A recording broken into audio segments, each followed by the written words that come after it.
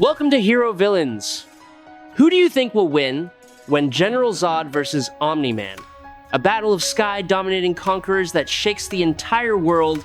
General Zod is a Kryptonian general who was trained in a harsh military environment from a very young age. He possesses a cold and calculated strategic mind, iron discipline, and an ambition for absolute domination. When exposed to yellow sun radiation, Zod gains power on par with Superman, including extreme speed, immense strength, flight, heat vision, enhanced hearing, and endurance beyond normal limits. The most dangerous aspect of Zod is not only his raw power, but also his seasoned military intellect, willing to be ruthless in order to achieve his goals. Omni Man, whose real name is Nolan Grayson, comes from the powerful Viltrumite race. He is a warrior who has spent centuries conquering worlds with nearly limitless combat experience. Omni Man possesses overwhelming physical strength, faster than sound, flight speed, rapid regeneration, and near unbreakable durability. He fights with the cold instinct of a killer, yet carries complex emotions due to his attachment to Earth. Before we dive deeper into the analysis, please press the subscribe button and remember to turn on notifications by clicking the bell icon. Thank you very much.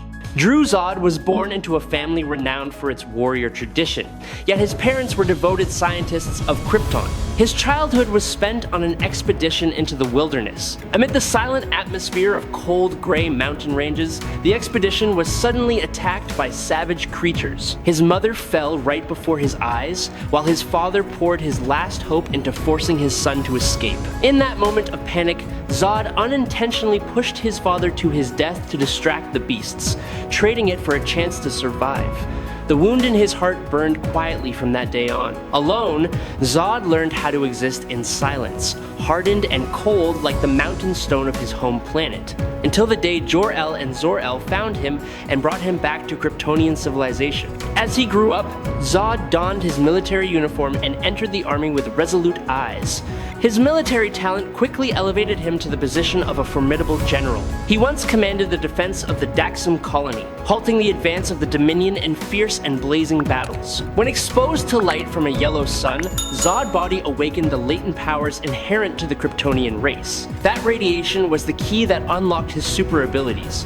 With a focused gaze, he could unleash searing streams of heat, reducing targets to ash, while precisely controlling their intensity and range. Zod eyes could also pierce through darkness, observe most of the electromagnetic spectrum, and sense television signals, radio waves, and many other forms of transmission. Because of this, he could easily evade radar or satellite surveillance and perceive faint, luminous auras radiating from living beings. He is a man who carries the pain of loss within him, yet also a warrior born to command, always moving forward with an unbreakable belief in his own power. General Zod is not only a terrifying warrior, but also the embodiment of strength amplified by the god Apollo to a level that rivals Superman. Under the blazing sun, every step he takes is enough to shake the ground, as if the planet itself trembles before his might. Zod moves at a speed that forces Clark to struggle just to keep up, his powerful form like a steel storm tearing through space. In combat, Zod receives Clark heavy punches with the calm of someone long familiar with pain. He counters with decisive blows, sending Superman flying away as if shoving aside a stubborn child. With a single strike, Zod can knock Supergirl unconscious in a fit of extreme rage, a feat that even Clark once struggled to accomplish. The peak of his cold brutality is shown when he cuts open his own head to remove a Kryptonian bomb implanted within him. Zod has endured relentless assaults from Hank Henshaw, the entire Suicide Squad, and even the Eradicator, yet he remains standing in the midst of the battlefield. What makes Zod truly dangerous is not only his physical power, but also his razor-sharp military mindset. He is a master of tactics and strategy, calculating every move. While Clark often acts on instinct, that very difference creates a fragile balance between the two opposing forces. If Zod is allowed to bathe long enough under a yellow sun, his power will gradually rise beyond ordinary limits, like a massive wave poised to drown everything in its path. At that point, Superman may be forced to face an opponent who is not only his equal but potentially superior, a nightmare named Zod.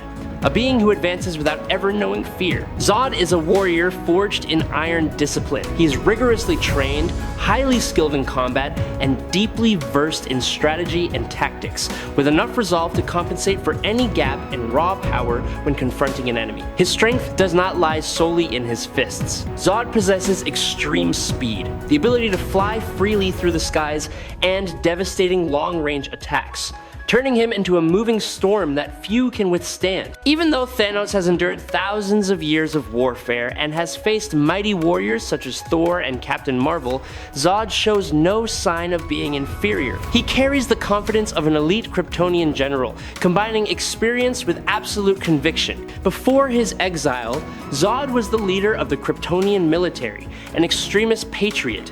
He and his followers were condemned, placed into artificial stasis, and sent aboard a spacecraft, drifting into the Phantom Zone to serve a 300-year sentence for attempting a coup. What seemed like a punishment that would bury all hope, instead inadvertently saved them. Krypton exploded shortly afterward, destroying the containment system and freeing Zod from the chains of fate. After his escape, he spent 33 years wandering the vast cosmos, passing through frozen skies and blazing nebulae, with a single goal of finding survivors and rebuilding the lost world of Krypton. Eventually, his journey ended on Earth. Zod activated the World Engine, driven by the ambition to transform this planet into a new home for his people. Within his resolute eyes lies not only the desire for power, but also an obsession with a homeland that has vanished, a storm that carries both noble ideals and ruthless cruelty, pulling everything into its orbit. In Superman 2, Zod is fundamentally superior to Superman in nearly every aspect due to his extensive combat experience. He overwhelms Superman even after Superman has had many years to develop and understand his powers on Earth. Zod had only just arrived on Earth from the Phantom Zone, yet he easily defeated Superman. Although General Zod was raised to be a warrior and a soldier, warfare, tactics, and strategic planning are embedded in his very blood. He did not live his life with superpowers like Clark. He was an ordinary being on his own planet and faced truly difficult situations and overcame them successfully. I sincerely hope you will subscribe to the channel. It would help us greatly, and you are truly amazing. Thank you very much. Now let us talk about Omni Man. Omni Man possesses power so overwhelming that even the universe must regard him with caution. His physical strength can reach multi-continental levels, extend to the moon, and even approach small planetary scale. This is most clearly demonstrated when he, alongside Mark and Thaddeus, destroyed the planet Viltrum by flying straight through its weakened core, reducing an entire mighty world to ruins. That moment revealed the level of devastation Omni-Man can unleash when he is truly serious. Omni-Man's speed is no less terrifying. He can fly faster than light and even far beyond that limit, evidenced by his ability to traverse distances exceeding 110 million light years within a short period of time. On one occasion, he reached a planet within the Virgo supercluster in less than a week, streaking through the dark void of space like a blazing arrow tearing apart the cosmic night. Omni-Man is like a storm given human form. He has overwhelmed 2 Viltrumites at the same time, while maintaining a chilling calm. A single punch from him is powerful enough to send Alan flying straight into orbit. He defeated and beheaded the original Guardians of the Globe with his bare hands in such a short span of time that witnesses could only register sheer horror before everything was already over. Omni-Man has also fought Thrag, the one regarded as the strongest Viltrumite, on equal footing while still managing to protect his wife amid the violent clash. Beyond that, he once stopped a meteor twice the size of the state of Texas, turning a colossal threat into a minor incident. Omni-Man's speed is so extreme that he can tear apart a planet's surface and destroy an orbital station in under 3 seconds. His strength, speed, and cold-blooded nature combine to form a perfect engine of war, both majestic and terrifying, forcing anyone who faces him to clearly feel the thin boundary between life and annihilation.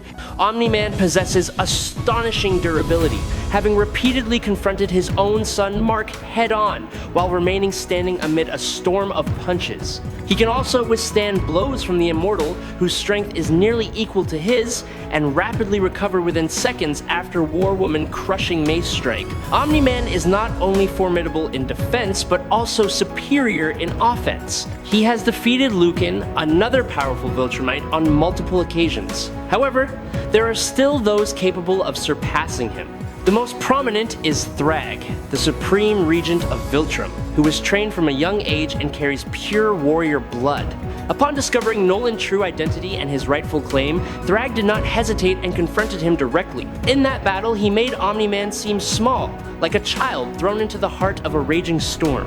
Omni-Man may be nearly impossible to subdue, yet there remain limits that only those born to rule can transcend. It is precisely the contrast between his unmatched power and those fragile boundaries that makes his journey so dramatic, showing that no matter how strong one may be, there is always another star shining even more brilliantly in the sky. One of the moments that made the name Omni-Man echo throughout Invincible was when Invincible collapsed in utter defeat while Omni-Man barely had to exert himself, his power pouring out naturally like a tide of destruction. With planets cracking apart, skies shattering, and shockwaves spreading endlessly, Omni-Man is fully capable of reaching influence on a planetary scale.